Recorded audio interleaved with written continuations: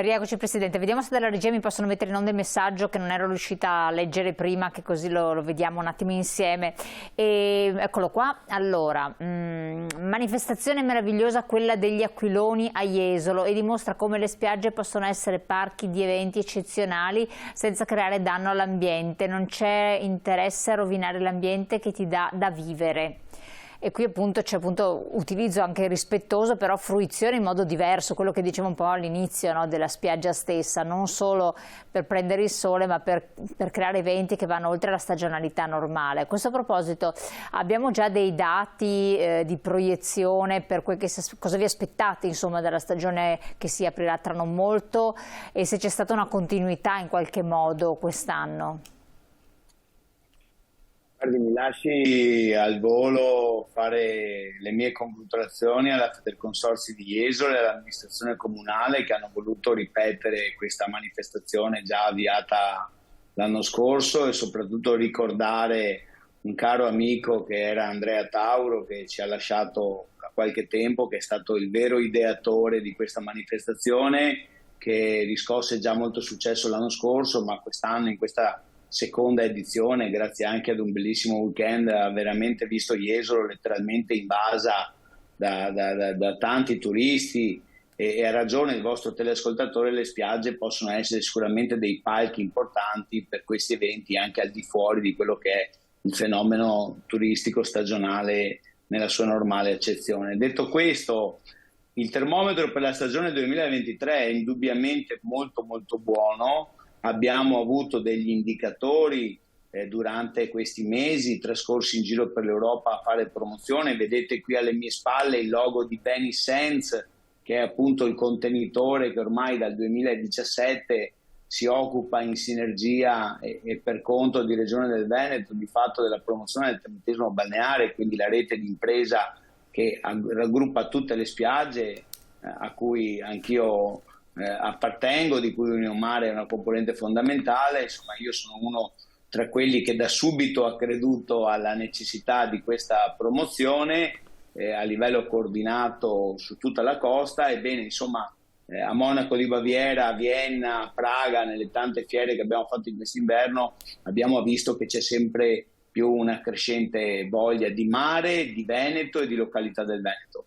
E quindi abbiamo già degli ottimi livelli di prenotazione. Quest'anno anche la Pasqua, anche il calendario un pochino ci aiuta, perché insomma di fatto da subito dopo Pasqua molte strutture inizieranno ad aprire. Sono di fatto già molte le località del Veneto che sono operative. Insomma, ne abbiamo avuto un assaggio già ieri a Jesolo. Dal punto di vista delle spiagge, i primi stabilimenti balneari apriranno, diciamo, in concomitanza con la festa di San Marco, e quindi il 25 aprile, per andare a regime di lì a qualche giorno con l'inizio di maggio. Abbiamo degli indicatori che sarà un'ottima stagione, e quindi siamo assolutamente fiduciosi da questo punto di vista, ma rimaniamo vigili per quel che riguarda insomma gli altri temi di cui abbiamo ampiamente dibattuto durante questo collegamento, perché insomma quando arriverà il sole non ci dobbiamo dimenticare delle criticità che stiamo vivendo sulle concessioni demaniali, ad esempio,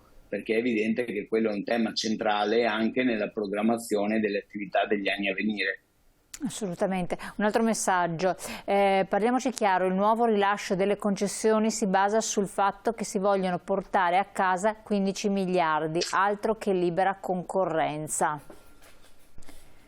Allora, guardi, questo è un altro tema su cui si dibatte spesso, additando ai balneari di pagare poco. Io segnalo che il Veneto è da sempre la prima regione per contribuzione di canoni, quasi 15 milioni.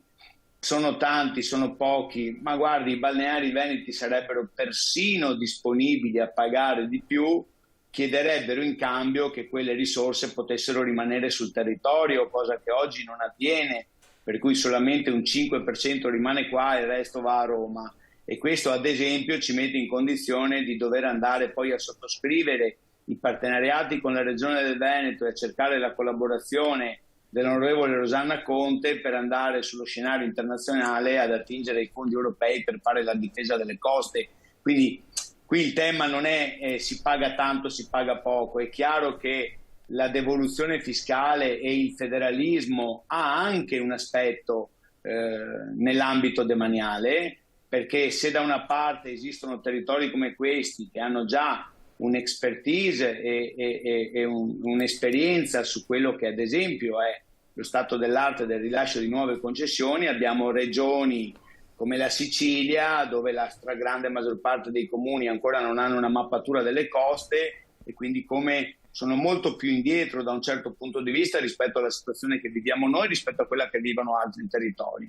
Quindi insomma l'Italia è lunga, le situazioni non sono similari, sicuramente i canoni potrebbero essere aumentati, ricordiamo che l'ultimo decreto legge del 30 dicembre scorso li ha aumentati del 25% e quindi insomma in Veneto, dove le concessioni demaniali già si esprimono sulla dimensione aziendale e quindi vengono espressi in metri quadri e quindi abbiamo importi di concessioni da svariati centinaia di migliaia di euro fino ad arrivare al concessionario demaniale più grande d'Europa che paga 600.000 euro di concessione demaniale, c'è stato appunto un rincaro del 25%. Chiaro. Quindi anche questo è un tema su cui spesso si fa un po' di speculazione senza conoscere bene i dati.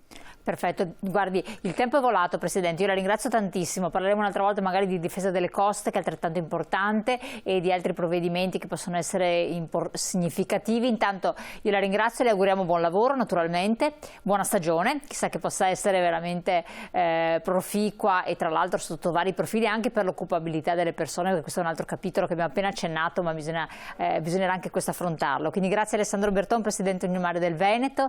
Grazie a voi. Grazie a voi telespettatori di averci seguito, puntate in replica come sempre nel nostro sito internet. Buon proseguimento, grazie.